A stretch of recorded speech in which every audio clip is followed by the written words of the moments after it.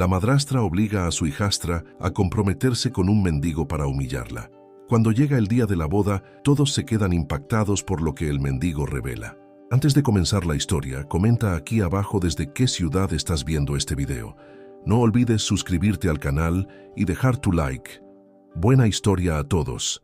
La brisa fresca del Nervión acariciaba las calles empedradas del casco viejo de Bilbao, mientras Amaia Goicoechea caminaba con paso decidido por la Plaza Nueva. Sus ojos verdes brillaban con determinación mientras ajustaba su bufanda contra el frío característico de aquella mañana de octubre. A sus 25 años, Amaia se había convertido en el alma caritativa más conocida de la zona alta de Bilbao, aunque esto no siempre era del agrado de todos en su círculo social. La joven heredera de una de las familias más influyentes de la ciudad vasca había decidido dedicar su vida a algo más que las reuniones sociales en el Club Marítimo de Labra y los eventos benéficos superficiales que tanto adoraba su madrastra, Beatriz Larrea. Mientras subía las escaleras del edificio que albergaba el comedor social que había fundado cerca de la ribera, Amaia recordaba las constantes discusiones con Beatriz sobre lo impropio que era para alguien de su posición social mezclarse con la chusma, como solía decir su madrastra con desdén. El comedor social Bihotz Zabala, corazón abierto en euskera, se había convertido en el refugio de decenas de personas sin hogar que encontraban allí no solo un plato de caliente comida, sino también la calidez de una sonrisa y la esperanza de un mañana mejor. Amaia había invertido gran parte de su herencia personal en este proyecto, para disgusto de Beatriz, quien veía cómo el dinero de la familia se desperdiciaba en obras sociales en lugar de mantener las apariencias en la alta sociedad bilbaína. Aquella mañana en particular, mientras organizaba los turnos con los voluntarios, Amaia no podía evitar sentir una extraña sensación de inquietud. Entre los habituales visitantes del comedor, había notado la presencia de un joven que llevaba varios días observándola desde una mesa apartada. Sus ojos oscuros y profundos parecían guardar una historia que iba más allá de las dificultades evidentes de su situación actual. «Buenos días, ¿puedo ayudarte en algo?», se aventuró finalmente Amaia, acercándose a su mesa con una taza de café caliente. El joven, que más tarde se presentaría como Mikel, levantó la mirada con una mezcla de sorpresa y algo más que Amaia no supo identificar en ese momento. «Gracias, pero ya has hecho más que suficiente», respondió él, con una voz que denotaba una educación que contrastaba con su apariencia actual. Este encuentro aparentemente casual marcaría el inicio de una serie de acontecimientos que ninguno de los dos podría haber previsto. Mientras tanto, en la mansión de los Goicoechea, ubicada en la exclusiva zona de Neguri, Beatriz Larrea observaba por la ventana de su despacho el jardín perfectamente cuidado mientras tramaba su próximo movimiento. La presencia de Amaia en su vida había sido un obstáculo constante desde que se casó con Joseba Goicoechea, el padre de la joven, 5 años atrás. La muerte repentina de Joseba había dejado a Beatriz en una posición precaria, dependiendo de la buena voluntad de su hijastra para mantener su estatus social y económico. «Es hora de poner las cosas en su lugar», murmuró para sí misma mientras tomaba su teléfono móvil. La llamada que estaba a punto de hacer pondría en marcha un plan que había estado gestando durante meses, un plan que, estaba segura, le devolvería el control total sobre el patrimonio familiar y pondría fin a las ridículas actividades caritativas de su hijastra. Lo que Beatriz no podía imaginar era que su elaborado plan no solo no conseguiría sus objetivos, sino que desencadenaría una serie de revelaciones que sacudirían los cimientos de todo lo que creía controlar. El destino, con su ironía habitual, estaba a punto de demostrar que incluso las manipulaciones más cuidadosamente planeadas pueden convertirse en el instrumento de su propia destrucción. Mientras el sol comenzaba a ocultarse tras los edificios históricos de Bilbao, Amaia continuaba con sus labores en el comedor social, ajena a las maquinaciones que se tejían a sus espaldas. El joven Mikel, por su parte, guardaba un secreto que cambiaría para siempre no solo su vida, sino la de todos los involucrados en esta historia de engaños, redención y verdadero amor en el corazón de la ciudad vasca. La lluvia típica de Bilbao golpeaba con fuerza los ventanales del Café Iruña, donde Beatriz Larrea compartía mesa con Iñaki Mendizábal, un abogado de dudosa reputación, conocido en ciertos círculos por su disposición a realizar trabajos delicados por el precio adecuado. El histórico café, testigo de innumerables conspiraciones a lo largo de los años, servía ahora de escenario para una más. ¿Está segura de que quiere proceder con esto, señora Larrea?, preguntó Iñaki mientras removía su café con parsimonia. Una vez que pongamos el plan en marcha, no habrá vuelta atrás. Beatriz sonrió con malicia mientras observaba la Plaza Nueva a través de los cristales empañados. Absolutamente segura. Es hora de que Amaya aprenda que sus acciones tienen consecuencias. Si tanto le gusta ayudar a los mendigos, vamos a darle la oportunidad de su vida. El plan era tan cruel como elaborado. Forzar un matrimonio entre Amaya y Miquel, el misterioso joven del comedor social, utilizando una serie de documentos falsificados y amenazas veladas. Beatriz estaba convencida de que la humillación pública destruiría la reputación de su hijastra en la alta sociedad bilbaína y la obligaría a abandonar sus ridículas actividades caritativas. Mientras tanto, en el comedor social, Amaya y Miquel habían comenzado a desarrollar una peculiar amistad. A pesar de su situación, Miquel demostraba tener una educación refinada y un conocimiento profundo de la historia y la cultura vascas que intrigaba cada vez más a Amaya. ¿Conoces la leyenda de Basajaun?, preguntó Miquel una tarde, mientras ayudaba a Amaya a organizar las provisiones. Se dice que era el protector de los rebaños en la mitología vasca, aunque muchos lo veían como una amenaza. «Como sucede a menudo», respondió Amaya, «juzgamos sin conocer la verdadera naturaleza de las cosas o de las personas». Sus miradas se encontraron por un momento, y algo indefinible flotó en el aire entre ellos.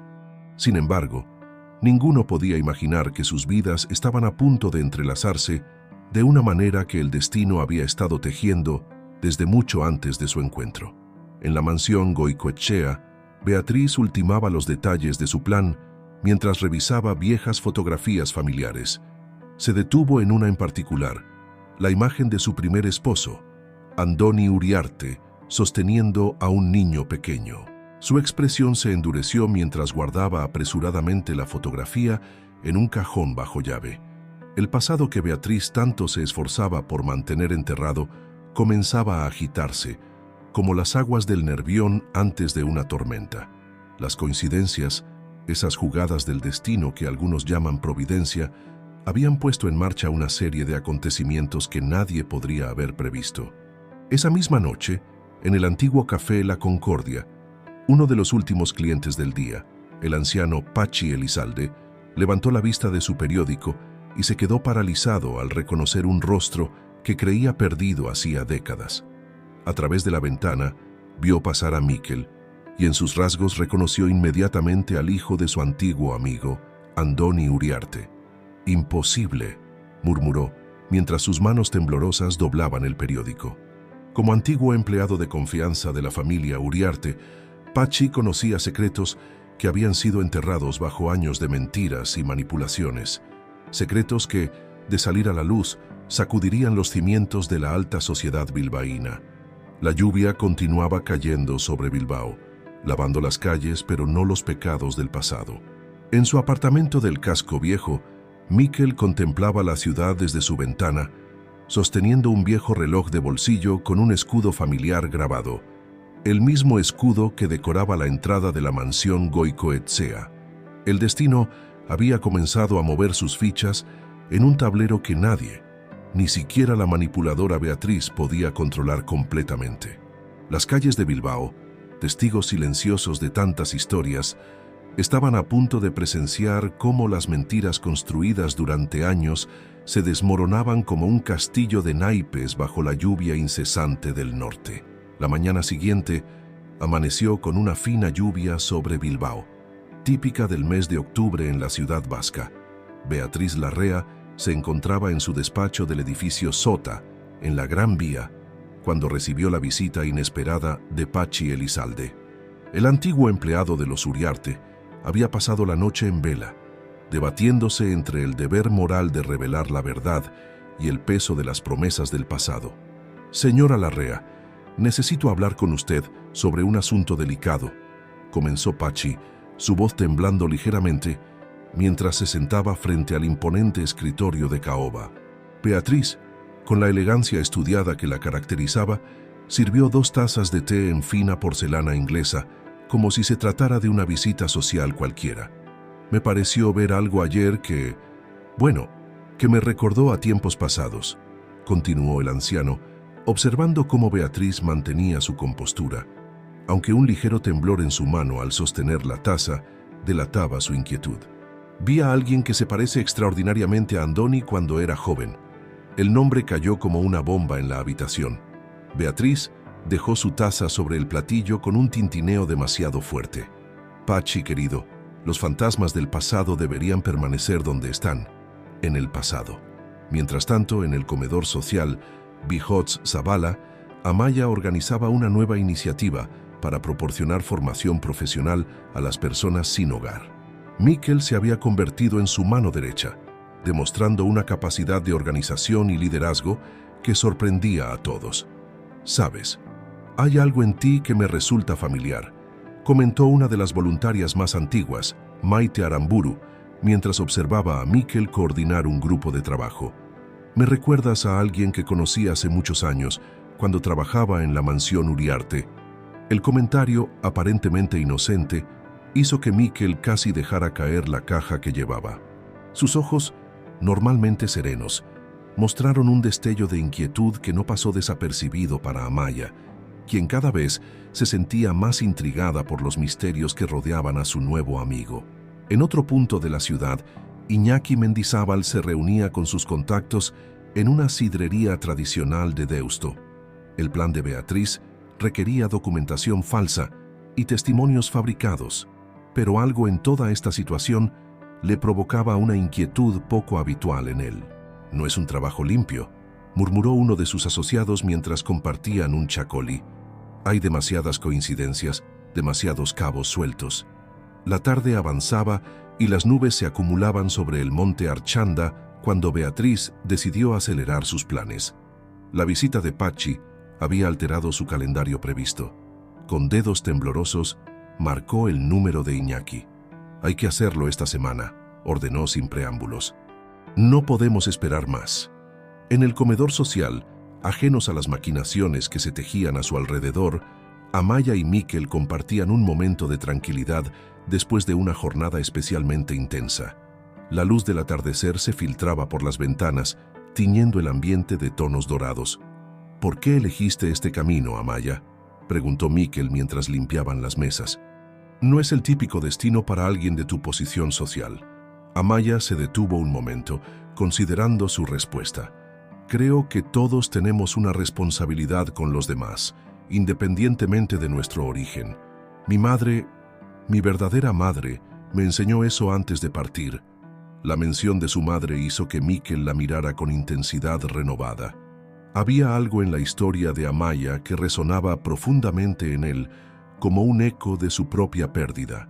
Mientras tanto, en su mansión de Neguri, Beatriz revisaba antiguos documentos familiares, entre ellos un certificado de nacimiento parcialmente quemado y una serie de cartas que nunca deberían ver la luz del día. Su plan para forzar el matrimonio entre Amaya y Mikel iba más allá de una simple venganza. Era una jugada desesperada para mantener enterrados los secretos del pasado. Lo que Beatriz no podía imaginar era que el destino había comenzado a tejer su propia red, una que ninguna manipulación humana podría controlar. Las calles de Bilbao, testigos silenciosos de tantas historias de amor y traición, guardaban aún secretos que estaban a punto de salir a la luz. La noche caía sobre la ciudad mientras Pachi Elizalde, en la soledad de su pequeño apartamento en Santuchu, tomaba una decisión que cambiaría el curso de varias vidas. Con manos temblorosas, sacó de un viejo baúl una fotografía amarillenta. En ella un joven Andoni Uriarte sostenía en brazos a su pequeño hijo, el mismo rostro que ahora veía en Mikel. El Museo Guggenheim brillaba bajo la luz otoñal, mientras Amaya caminaba por la ribera del Nervión, sumida en sus pensamientos. La propuesta que había recibido esa mañana de su madrastra la había dejado desconcertada. Una cena formal en la mansión familiar, con la presencia de importantes miembros de la sociedad bilbaína. «Es hora de que asumas tu posición social como corresponde», había dicho Beatriz, con una sonrisa que no alcanzaba sus ojos. «He invitado a algunas personas muy especiales que están interesadas en conocerte mejor». Lo que Amaya no sabía era que esta cena formaba parte del elaborado plan de Beatriz. Entre los invitados estaría Iñaki Mendizábal, quien se presentaría como un importante empresario interesado en realizar donaciones significativas al comedor social. En el otro extremo de la ciudad, Mikel recibía una visita inesperada en el comedor social. Patxi Elizalde, tras noches de insomnio y deliberación, había decidido confrontar sus sospechas directamente. «Perdona mi atrevimiento», comenzó el anciano, «pero necesito preguntarte algo. ¿Tienes algún recuerdo de tu infancia? ¿De tus padres?». La pregunta golpeó a Mikel como un puñetazo en el estómago. Sus recuerdos de la infancia eran fragmentos nebulosos, como piezas de un rompecabezas incompleto. Solo sensaciones vagas, una casa grande, el sonido del mar y un reloj de bolsillo con un escudo grabado. Los ojos de Patxi se iluminaron con reconocimiento. «El reloj de los Uriarte», murmuró, más para sí mismo que para Mikel. Mientras tanto, en la mansión Goicoechea, Beatriz ultimaba los detalles de la cena con una precisión casi militar. Cada elemento había sido cuidadosamente seleccionado para crear el ambiente perfecto para su plan. Las invitaciones, el menú, la disposición de los asientos, todo estaba calculado al milímetro. En la cocina, la antigua cocinera Miren observaba los preparativos con preocupación. Llevaba décadas sirviendo a la familia y había sido testigo de demasiados secretos. «No me gusta esto», susurró a su ayudante. «¿Hay algo en el aire que me recuerda a aquella noche?». La tarde avanzaba y Amaya decidió compartir sus inquietudes con Mikel durante un paseo por el Parque Doña Casilda. La confianza entre ellos había crecido de manera natural, como si sus almas se reconocieran de alguna vida anterior. «Hay algo extraño en todo esto», confesó Amaya. «Beatriz nunca se ha interesado en mi trabajo social y ahora de repente quiere organizar una cena con potenciales donantes». Mikel la escuchaba con atención, mientras una sensación de inquietud crecía en su interior.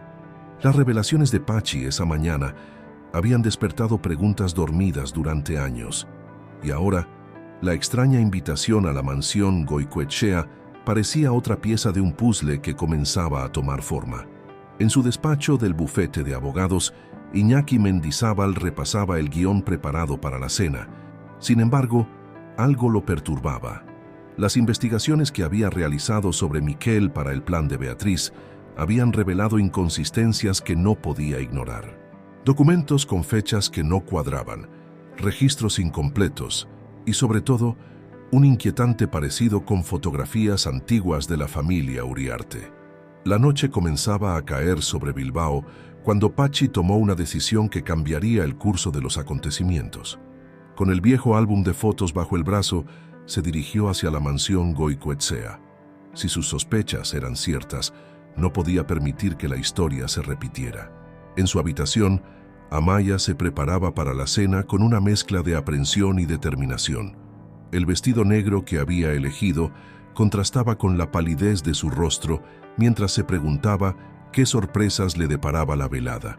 Lo que ninguno de los implicados podía imaginar era que esa noche, en la mansión Goicoechea, los secretos largamente guardados comenzarían a despertar, como las hojas de otoño que el viento del Cantábrico arrastraba por las calles de Bilbao. El destino, con su ironía característica, había decidido que era el momento de que la verdad saliera a la luz. La mansión Goicoechea resplandecía aquella noche como una joya en la exclusiva zona de Neguri. Los invitados comenzaban a llegar en sus coches de lujo, mientras el servicio se movía con precisión ensayada bajo la supervisión de Beatriz Larrea, quien había cuidado cada detalle para que la velada fuera perfecta, o al menos perfecta para sus propósitos. El salón principal, con sus antiguos tapices y mobiliario de época, acogía a la flor y nata de la sociedad bilbaína. Entre los invitados destacaba Iñaki Mendizábal, quien se había transformado para la ocasión en un próspero empresario gracias a un traje impecable y una actitud estudiadamente distinguida. «Amaya, querida», llamó Beatriz a su hijastra con una sonrisa artificial. «Ven a conocer al señor Mendizábal. Está muy interesado en tu proyecto social». Amaya, resplandeciente en su vestido negro, se acercó con una mezcla de curiosidad y recelo. Había algo en la manera en que su madrastra organizaba este encuentro que le provocaba una sensación de inquietud. «Señorita Goicoechea», saludó Iñaki con una reverencia ligera. «Su trabajo en el comedor social es admirable. Me gustaría discutir algunas posibilidades de colaboración». Mientras la conversación se desarrollaba, en la entrada de la mansión se producía un encuentro inesperado. Patxi Elizalde, quien había decidido presentarse sin invitación, se topaba cara a cara con Mikel, que acababa de llegar siguiendo las instrucciones de una misteriosa nota que había recibido esa tarde. «No es coincidencia que estemos aquí esta noche», susurró Patxi, guiando a Mikel hacia un rincón discreto del jardín. «Hay algo que debes saber antes de entrar». En el interior, la cena se servía en el comedor principal. La antigua vajilla de porcelana de Limoges brillaba bajo la luz de las arañas de cristal, mientras los comensales discutían sobre política, negocios y los últimos escándalos de la sociedad vasca. Beatriz observaba con satisfacción cómo su plan se desarrollaba. Iñaki había conseguido captar la atención de Amaya con su supuesto interés en el comedor social, y pronto llegaría el momento de ejecutar la siguiente fase de su estrategia. Sin embargo, el destino tenía otros planes. En el jardín, Patxi mostraba a Mikel la fotografía que había llevado consigo. «Este hombre», señaló con dedo tembloroso, «es Andoni Uriarte, tu padre, y esta mujer a su lado es Beatriz Larrea, antes de que se casara con el padre de Amaya». La revelación golpeó a Mikel como un rayo. Fragmentos de recuerdos comenzaron a encajar. El reloj con el escudo familiar, la casa grande junto al mar, el rostro borroso de un hombre que lo abrazaba. Dentro de la mansión, la cena continuaba su curso. Miren, la cocinera observaba desde la puerta de la cocina con preocupación creciente. Había reconocido a Mikel nada más verlo entrar, y su corazón se había acelerado al recordar aquella noche de hace tanto tiempo, cuando un niño pequeño desapareció misteriosamente de la mansión Uriarte. «Es hora del anuncio», declaró Beatriz, poniéndose en pie con una copa de champán en la mano.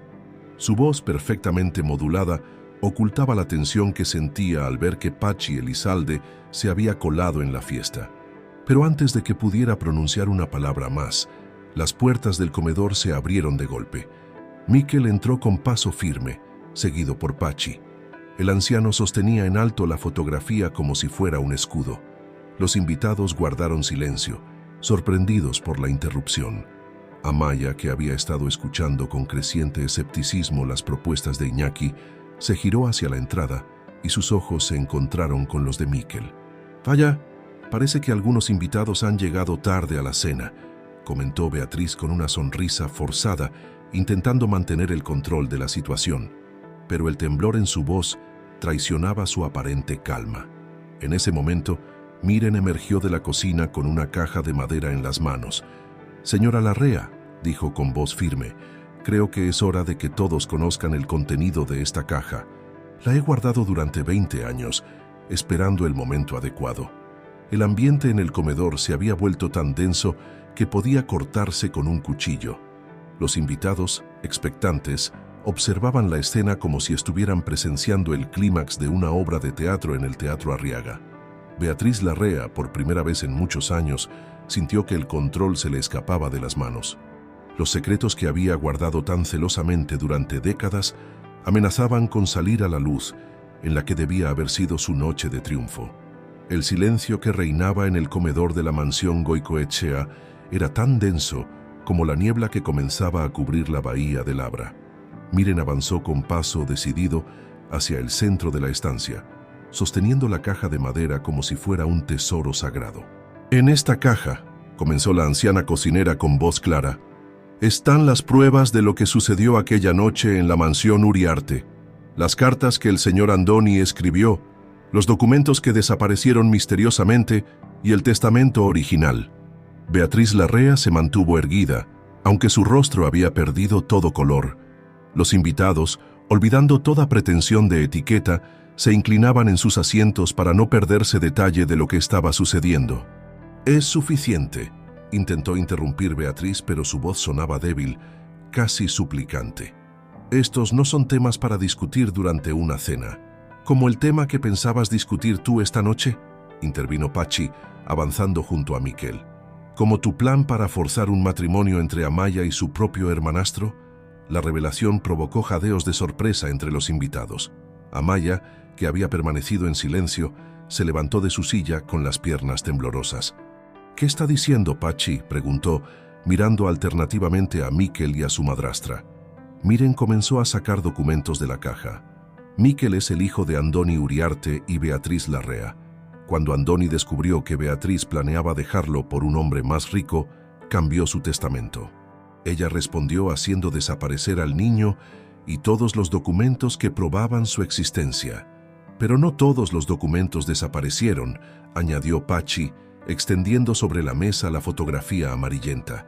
«Y algunos de nosotros nunca olvidamos». Iñaki Mendizábal, quien había permanecido en un segundo plano, comenzó a moverse discretamente hacia la salida, pero varios invitados le cerraron el paso. Su papel en la conspiración comenzaba a resultar evidente. «Todo esto es una sarta de mentiras», intentó defenderse Beatriz, pero su voz temblaba. «¿No tienen pruebas?». «¿No las tenemos?», respondió Miquel, sacando de su bolsillo el antiguo reloj de bolsillo con el escudo de los Uriarte. «Este reloj me ha acompañado desde que tengo memoria. Durante años no recordaba su origen, pero ahora...». Amaya se acercó a Miquel, observando el reloj con asombro. «Es idéntico al que aparece en el retrato de tu padre en la galería familiar», susurró. La tensión en la sala era palpable. Los invitados, miembros de la alta sociedad bilbaína, eran ahora testigos involuntarios de cómo uno de los secretos mejor guardados de su círculo salía a la luz. «Miren», continuó sacando documentos de la caja, certificados de nacimiento, cartas manuscritas, fotografías. Cada nuevo documento era un clavo más en el ataúd de las mentiras de Beatriz. «El señor Andoni me confió esta caja la noche antes de su partida», explicó Miren. «Me hizo prometer que la guardaría hasta que su hijo regresara. Durante años mantuve esa promesa, esperando este momento». Beatriz, viendo cómo su cuidadosamente construido mundo de mentiras se desmoronaba, intentó un último recurso desesperado. «Todo esto es una conspiración para destruirme. Amaya, no puedes creer estas calumnias sobre tu familia». «¿Mi familia?», interrumpió Amaya con una voz llena de dolor y determinación. «La familia no se construye sobre mentiras y manipulaciones, Beatriz. Se construye sobre amor y verdad». Los invitados comenzaron a murmurar entre ellos, algunos abandonando discretamente el comedor, otros permaneciendo fascinados por el drama que se desarrollaba ante sus ojos. La alta sociedad bilbaína tendría tema de conversación para meses. En medio del caos, Miquel y Amaya se miraron, reconociendo en los ojos del otro el impacto de las revelaciones. Lo que Beatriz había planeado como una cruel manipulación se había transformado en algo completamente diferente, el reencuentro de dos almas conectadas por los hilos del destino y la verdad. La noche que debía haber sido el triunfo de Beatriz Larrea se había convertido en su perdición, y mientras la verdad emergía como el sol tras una tormenta, una nueva historia comenzaba a escribirse en la mansión Goicoechea, una historia de redención, justicia y segundas oportunidades. La mañana siguiente al dramático jantar, Bilbao despertó envuelta en una densa niebla que parecía reflejar el estado de ánimo de sus protagonistas. En el Café Iruña, donde todo había comenzado, Amaya y Miquel se encontraron para intentar procesar los acontecimientos de la noche anterior. «Es extraño», comentó Amaya, removiendo distraídamente su café con leche. «Durante años sentí que algo no encajaba en nuestra familia, pero nunca imaginé algo así». Miquel observaba el ir y venir de la gente en la Plaza Nueva a través de los ventanales del histórico café. Las revelaciones de la noche anterior habían desatado un torbellino de emociones y recuerdos que luchaban por salir a la superficie. «Durante años viví con fragmentos de recuerdos que no podía entender», respondió Mikkel. «Ahora cada pieza empieza a encajar en su lugar, como un puzzle que finalmente toma forma». Mientras tanto, en la mansión Goicoechea, Beatriz Larrea enfrentaba las consecuencias de sus actos. La noticia de las revelaciones de la cena se había extendido como la pólvora por los círculos sociales de Bilbao. Su teléfono no dejaba de sonar con llamadas de antiguos amigos que ahora querían distanciarse de ella. En su despacho, rodeada de los vestigios de su vida anterior, Beatriz revisaba frenéticamente documentos y papeles, intentando encontrar una manera de salvarse de la ruina social y legal que se avecinaba. El sonido del timbre la sobresaltó. Era Iñaki Mendizábal. «Los documentos que presentó Miren son legalmente vinculantes», explicó el abogado con un tono que mezclaba preocupación y resignación. «El testamento original de Andoni Uriarte es válido. Mikkel es el heredero legítimo de la fortuna Uriarte». En el comedor social Bijotz Zabala, los voluntarios comentaban en voz baja los acontecimientos, mientras Patxi Elizalde compartía con ellos más detalles de la historia. La antigua cocinera, Miren, se había unido al grupo, sintiendo por fin el alivio de poder compartir el peso de los secretos que había guardado durante tantos años. El pequeño Mikkel era la luz de los ojos de su padre, recordaba Miren con lágrimas en los ojos. Andoni solía traerlo a la cocina por las mañanas para que probara los pasteles recién horneados. Cuando desapareció, fue como si la vida abandonara la casa. En el parque Etxebarria, con vistas a la ciudad vieja, Amaya y Mikkel continuaron su conversación mientras paseaban entre los antiguos edificios industriales reconvertidos en espacios culturales. «¿Qué harás ahora?», preguntó Amaya, observando cómo la luz del sol jugaba entre las hojas de los árboles.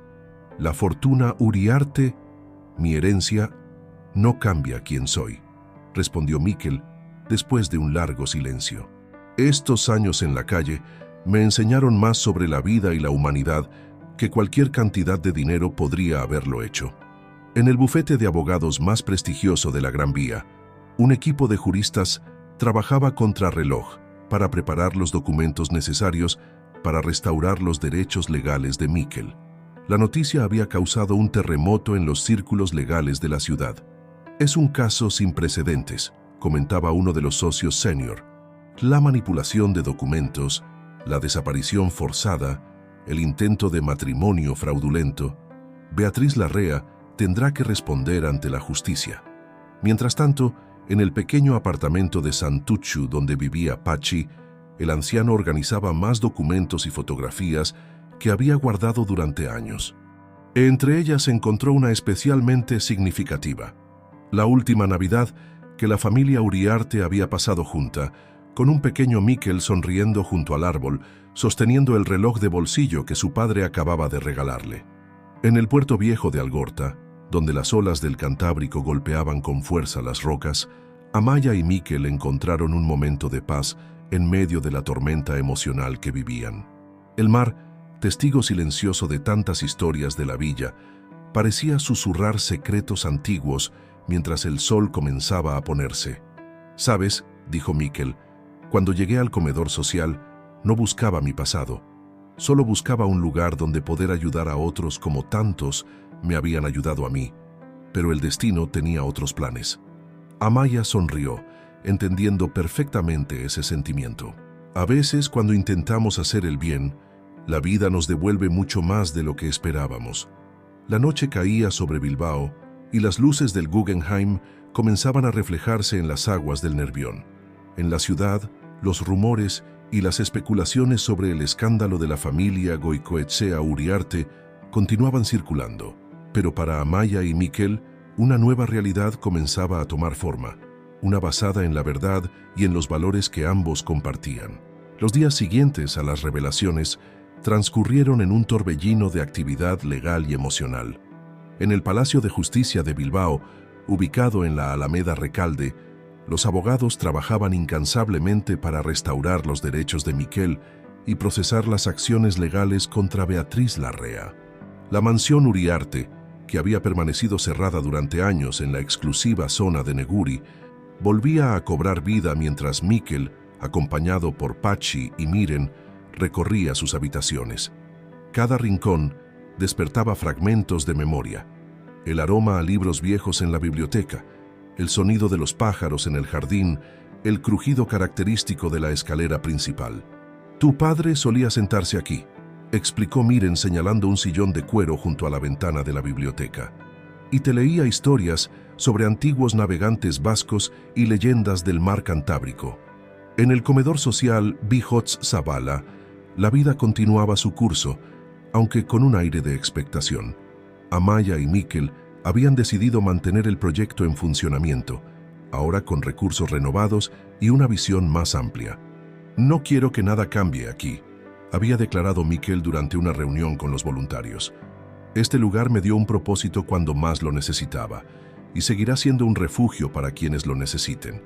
Mientras tanto, en un pequeño café del casco viejo, Beatriz Larrea se reunía con su equipo legal, enfrentando la realidad de su situación. Sus cuentas habían sido congeladas, y la investigación sobre sus actividades pasadas amenazaba con revelar aún más secretos oscuros. «Hay una salida», sugirió uno de sus abogados. «Si coopera completamente, confiesa sus acciones y muestra arrepentimiento genuino, podríamos negociar mejores términos». En la Facultad de Derecho de la Universidad de Deusto, el caso se había convertido en tema de estudio y debate. Los profesores utilizaban los acontecimientos recientes como ejemplo de cómo la justicia, aunque tardía, podía prevalecer. Amaya, por su parte, encontraba consuelo en sus paseos por el monte Archanda. Desde el mirador, contemplaba la ciudad que tanto amaba, reflexionando sobre cómo los acontecimientos recientes habían transformado su vida y la de todos los que la rodeaban. Una tarde, mientras supervisaba las reformas en el comedor social, recibió una visita inesperada. Era Carmen, una antigua empleada de la mansión Uriarte que había trabajado junto a Miren. «Señorita Amaya», comenzó Carmen con voz temblorosa, «hay algo más que deben saber sobre aquella época, algo que incluso Miren desconoce». En su bolso, Carmen llevaba un diario personal de Andoni Uriarte, encontrado entre sus pertenencias años después de su partida. Las páginas amarillentas contenían no solo sus pensamientos más íntimos, sino también pistas sobre otros secretos familiares que aún no habían salido a la luz. En el puerto deportivo, donde los barcos se mecían suavemente con la marea, Mikkel compartió el contenido del diario con Amaya. Las palabras de su padre, escritas tantos años atrás, pintaban un cuadro más complejo de los acontecimientos que habían marcado sus vidas. «Mi padre no solo sospechaba de los planes de Beatriz», explicó Mikkel, «también había descubierto irregularidades en los negocios familiares que podrían afectar a muchas personas en Bilbao. La investigación se expandía ahora más allá de los límites de su historia personal, tocando aspectos de la vida económica y social de la ciudad que nadie había anticipado. En las oficinas del periódico local, los periodistas comenzaban a desentrañar una red de conexiones y secretos que se extendía por décadas. En medio de todo esto, el vínculo entre Amaya y Mikkel continuaba fortaleciéndose. Su relación, nacida de circunstancias extraordinarias, se había transformado en algo más profundo y significativo que cualquier plan que Beatriz hubiera podido concebir.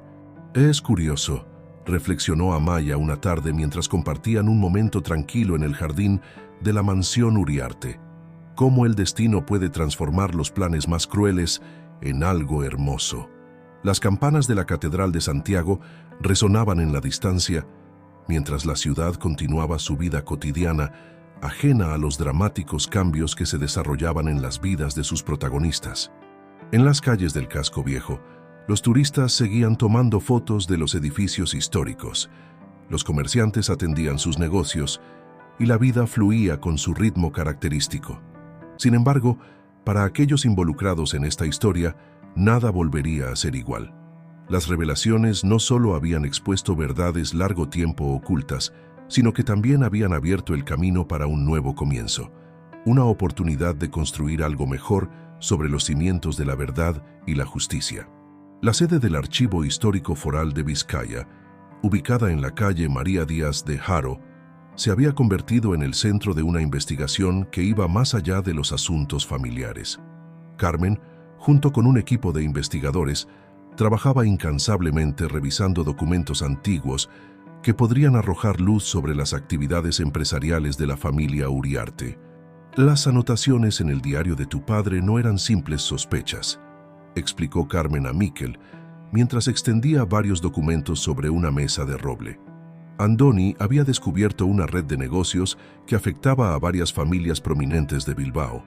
En el despacho del prestigioso bufete Mendizábal en Asociados, Iñaki enfrentaba su propia crisis de conciencia. Después de días de reflexión, había decidido confesar su participación en los planes de Beatriz y proporcionar información crucial sobre otras actividades irregulares que había ayudado a encubrir a lo largo de los años. No puedo seguir cargando con esto, confesó a los investigadores. La manipulación del testamento de Andoni Uriarte fue solo la punta del iceberg. Mientras tanto, en el renovado comedor social Bijots Zavala, Amaya y Miquel continuaban su labor, ahora con una perspectiva ampliada. El lugar se había transformado en un centro integral de ayuda social, ofreciendo no solo comidas, sino también formación profesional y asesoramiento legal para personas en situación vulnerable. A veces pienso que todo esto tenía que suceder así, reflexionó Amaya mientras supervisaba la instalación de nuevos equipos en la cocina industrial. Cada decisión, cada giro del destino, nos ha traído hasta aquí. En la mansión Uriarte, Miren organizaba una cena especial. Había invitado a todos aquellos que habían ayudado a descubrir la verdad. Pachi, Carmen, los antiguos empleados que habían guardado silencio durante años, pero que ahora podían hablar libremente. La cocina bullía de actividad mientras preparaba los platos tradicionales vascos que tanto habían gustado a la familia en el pasado. El changurro al horno era el favorito del señor Andoni, recordaba mientras supervisaba la preparación. Y el pequeño Miquel siempre pedía doble ración de bacalao al pil-pil. En el Museo de Bellas Artes, donde se celebraba una exposición sobre la historia industrial de Bilbao, Miquel descubrió fotografías antiguas que mostraban a su padre junto a otros empresarios de la época. Las imágenes, junto con los documentos del archivo, comenzaban a revelar una historia más compleja de poder, ambición y secretos corporativos. Tu padre no solo estaba preocupado por los planes de Beatriz, explicó Pachi mientras observaban las fotografías. Estaba preparando un informe detallado sobre irregularidades que afectaban a toda la comunidad empresarial de Bilbao. En su celda en el centro penitenciario de Basauri, Beatriz Larrea finalmente comenzó a hablar. Sus confesiones, registradas meticulosamente por los investigadores, revelaban una red de manipulaciones que se extendía mucho más allá de sus acciones personales. Andoni lo descubrió todo, admitió con voz cansada. Por eso tuve que actuar. No solo se trataba de la herencia, había demasiado en juego. En el parque Doña Casilda, mientras el atardecer teñía de oro las copas de los árboles, Amaya y Miquel compartían un momento de tranquilidad. El peso de las revelaciones de los últimos días los había acercado aún más, fortaleciendo un vínculo que había nacido de las circunstancias más adversas. ¿Qué haremos con toda esta información?, preguntó Amaya, consciente de las implicaciones que los descubrimientos recientes podrían tener en la sociedad bilbaína. Lo mismo que hemos estado haciendo hasta ahora, respondió Miquel con determinación. Usar nuestros recursos para ayudar a quienes lo necesitan. Pero ahora, con un entendimiento más profundo de cómo las decisiones de unos pocos pueden afectar a tantos. En la biblioteca de Bidebarrieta, un grupo de investigadores y periodistas comenzaba a compilar toda la información descubierta. La historia de la familia Uriarte Goicoechea se había convertido en el hilo conductor de una narrativa más amplia sobre poder, justicia y redención en la sociedad vasca. Mientras la noche caía sobre Bilbao, las luces de la ciudad se reflejaban en las aguas del Nervión como estrellas caídas. En la mansión Uriarte, los invitados comenzaban a llegar para la cena especial organizada por Miren. Cada uno de ellos llevaba consigo no solo recuerdos del pasado, sino también esperanzas para el futuro que comenzaba a forjarse sobre los cimientos de la verdad recién descubierta. El salón principal de la mansión Uriarte resplandecía bajo la luz de las antiguas lámparas de cristal, mientras los invitados se reunían para la cena organizada por Miren. El aroma de los platos tradicionales vascos impregnaba el ambiente, mezclándose con el perfume de las flores frescas que decoraban las mesas. «Es como si el tiempo no hubiera pasado», susurró Patxi a Carmen, mientras observaban a Mikel recibir a los invitados con la misma elegancia natural que había caracterizado a su padre. «Tiene los mismos gestos que Andoni». En la biblioteca de la mansión, convertida temporalmente en sala de exposición, se habían dispuesto documentos, fotografías y recortes de periódicos que contaban la historia completa de los acontecimientos. Las paredes, testigos silenciosos de tantos secretos, ahora servían como lienzo para exponer la verdad. «Cada pieza del rompecabezas tiene su lugar», explicaba Carmen a los invitados mientras les mostraba la exposición. El diario de Andoni fue solo el principio. Los documentos del archivo foral nos permitieron reconstruir toda la historia. En la cocina, Miren dirigía los últimos preparativos con la precisión de quien conoce cada rincón y cada ritual de la casa. Los platos tradicionales que preparaba no eran solo comida, eran memorias tangibles de una época que ahora renacía bajo una nueva luz. «El bacalao al pil pil está listo», anunció con orgullo, exactamente como le gustaba al señor Andoni. Mientras tanto, en el jardín Amaya y Mikel compartían un momento de intimidad antes de unirse a los invitados.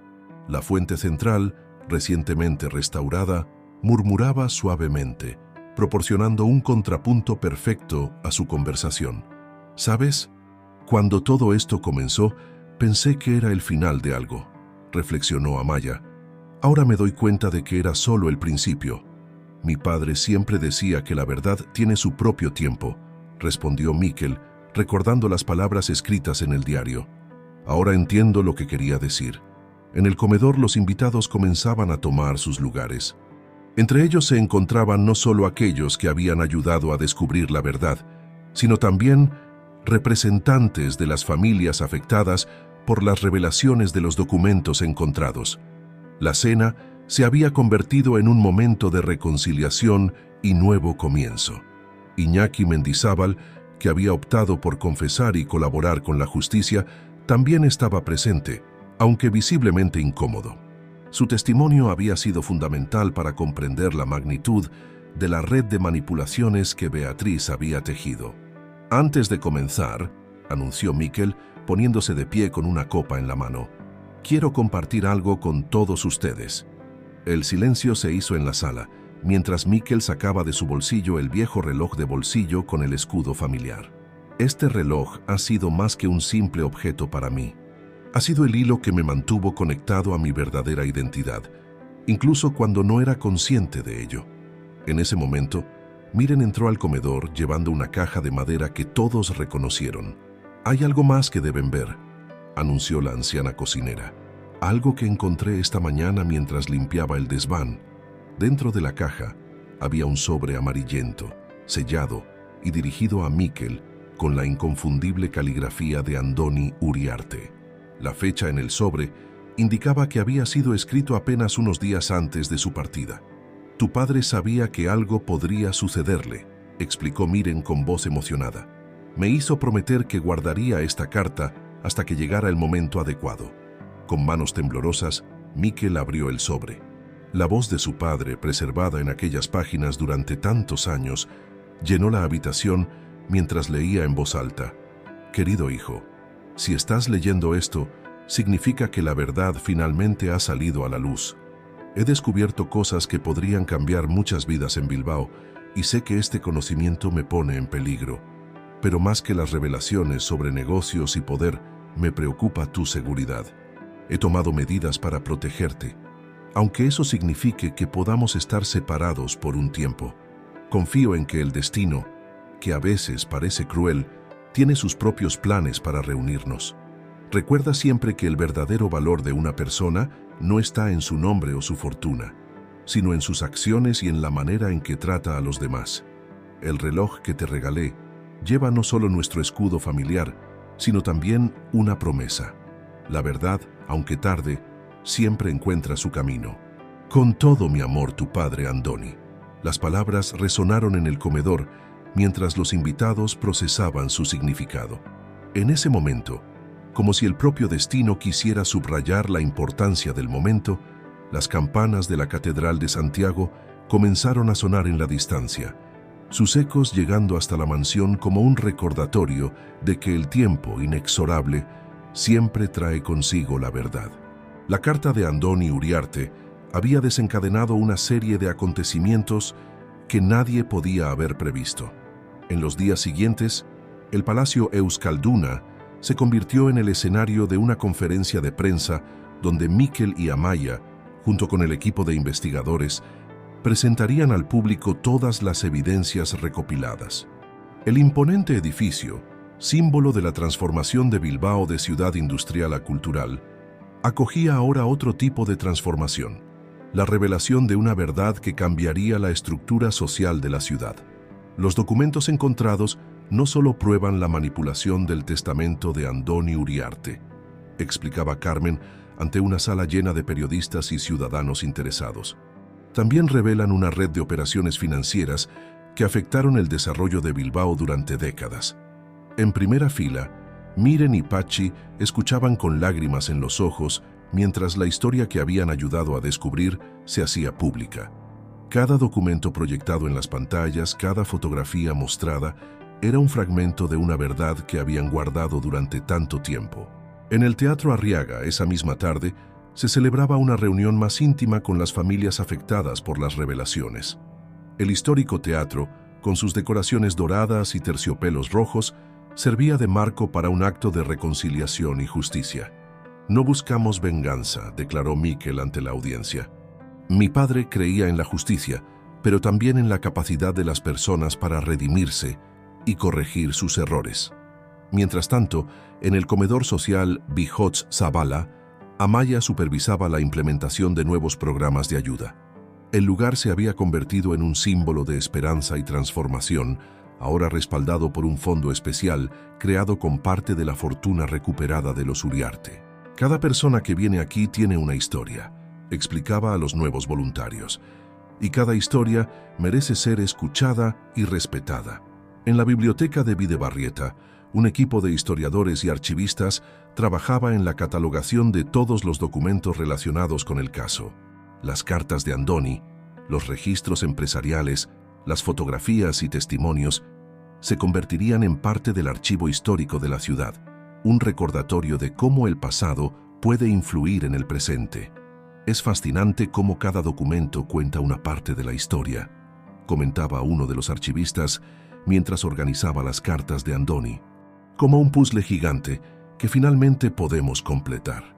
En el puerto viejo de Algorta, donde las olas del Cantábrico seguían golpeando las rocas como lo habían hecho durante siglos, Amaia y Mikel encontraron un momento de paz para reflexionar sobre los acontecimientos recientes. ¿Crees que tu padre imaginó que todo terminaría así?, preguntó Amaia, mientras observaban el atardecer sobre el mar.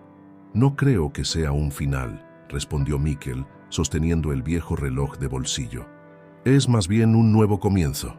En la prisión, Beatriz Larrea había comenzado a escribir sus memorias, un acto que sus psicólogos consideraban parte de su proceso de rehabilitación. Sus confesiones seguían revelando nuevos detalles sobre la compleja red de relaciones y poder que había manipulado durante años. Nunca pensé en las consecuencias, escribía en su diario. Estaba tan obsesionada con mantener el control que no vi cómo todo se desmoronaba a mi alrededor. En el renovado despacho de la mansión Uriarte, Mikel revisaba los últimos documentos legales que restauraban oficialmente el patrimonio familiar. Cada firma, cada sello, era un paso más hacia la justicia que su padre había buscado. Tu padre estaría orgulloso, comentó Patxi, quien lo acompañaba en ese momento, no solo por recuperar el patrimonio, sino por cómo has decidido utilizarlo. En el jardín de la mansión, donde los rosales comenzaban a florecer nuevamente después de años de abandono, Miren supervisaba la restauración del antiguo invernadero. El espacio, antes dedicado al cultivo de flores exóticas, se transformaría en un huerto urbano para abastecer al comedor social. La vida tiene formas curiosas de cerrar círculos, reflexionaba la anciana mientras plantaba nuevas semillas. De las cenizas del pasado siempre puede brotar nueva vida.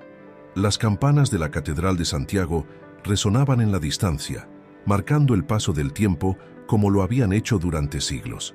En las calles del casco viejo, la vida continuaba su curso, pero algo había cambiado en el aire de Bilbao. Una verdad largo tiempo oculta había salido a la luz, y con ella la esperanza de un futuro más justo y transparente. Un año había transcurrido desde las revelaciones que sacudieron a la sociedad bilbaína.